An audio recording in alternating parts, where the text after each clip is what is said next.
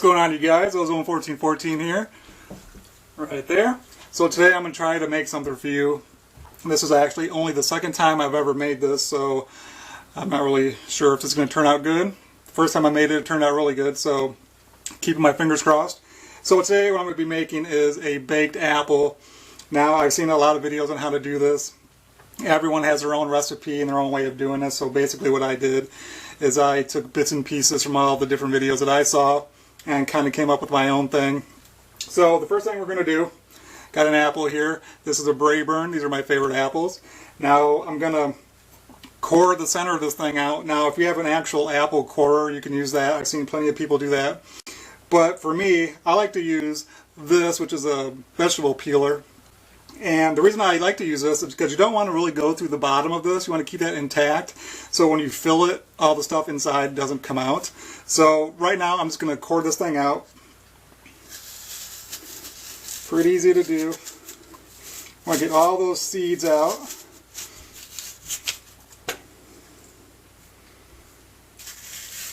Make a nice little hole in there so you can put all your filling.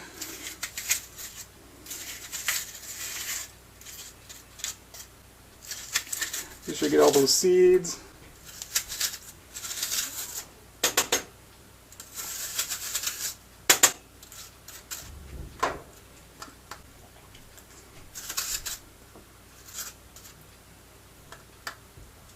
Okay, I got it completely holed out, all the seeds. The core is completely out of there, but as you can see, the bottom is still intact, which is what we want.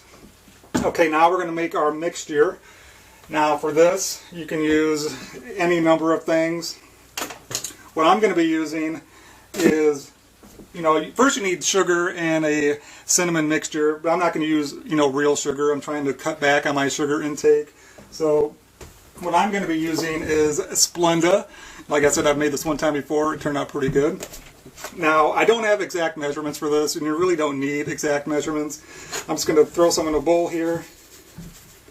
It's good. Take some cinnamon, throw that in there. I'm just going to give this a quick stir, mix it all together.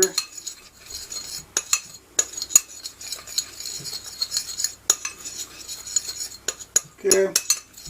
Okay, now I'm going to add a pinch of allspice.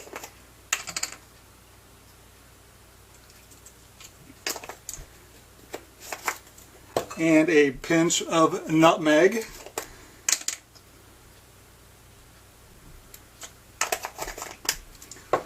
Let's mix that all in.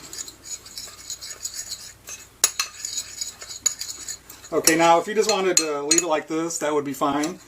But I'm going to add a few more things to this. Okay, over here I have some walnuts that I've already chopped up. It gives it some nice texture. Let's put some of those in there.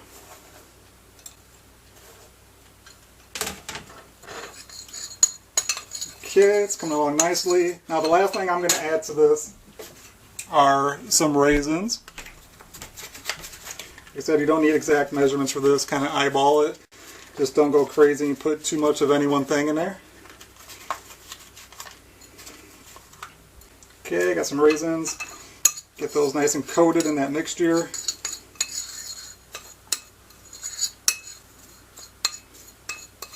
Alrighty, that's good. So now I have my pan that I'm going to use to cook it in. I'm going to take the apple and we're going to fill it up, with this mixture that we have. And don't worry if some of this falls out. You don't have to be super neat about this. Okay, it's going to pack it in there a little bit.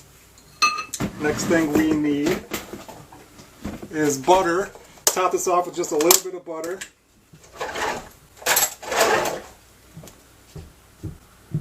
Okay, that's good. Get on there. Okay, so that's basically what we're dealing with here. Now the last thing you want to do is fill this pan up with some liquid. You can use water, you can use orange juice, apple cider, anything you want. For this, I'm just going to use water. Really keeps it from getting dried out.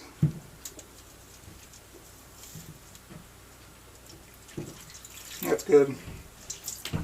Okay, so now I have my oven set at 350 degrees, and we're going to cook this for 40 to 45 minutes.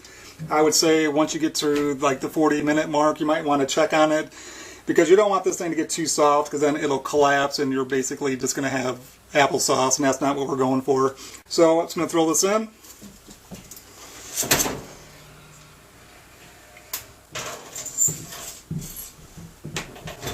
And I will check on it in 40 minutes and see how it's doing. Okay, it's been 40 minutes. I've checked it. It's ready to come out. So let's take it out of here.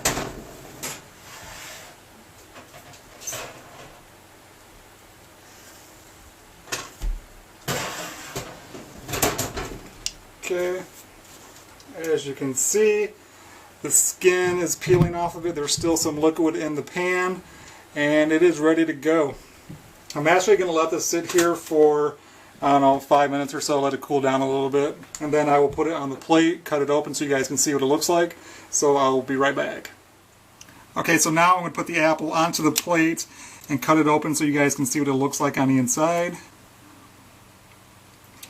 Once again, as you can see, the skin is peeling off, but yet it's not really mushy. You still want it to be, a little bit firm. We're not making applesauce here. Okay, get a knife. Let's cut this open. Still a little bit tender, which is what we want. Okay, as you can see, let me hold this up.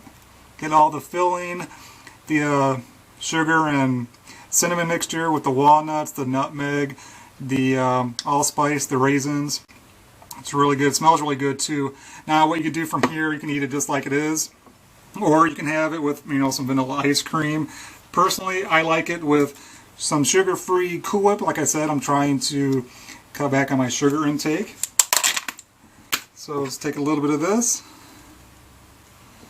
Just going to put some down on the plate. Okay, let's just take a quick bite of this. It smells really good.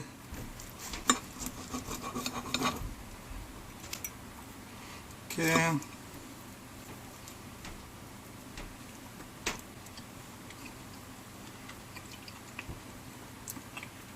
Really good.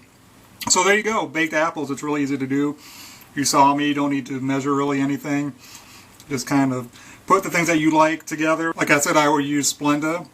It works just as good as sugar. So let me know what you guys think. Baked apples. Thank you for watching, and I will see you guys next time. See ya.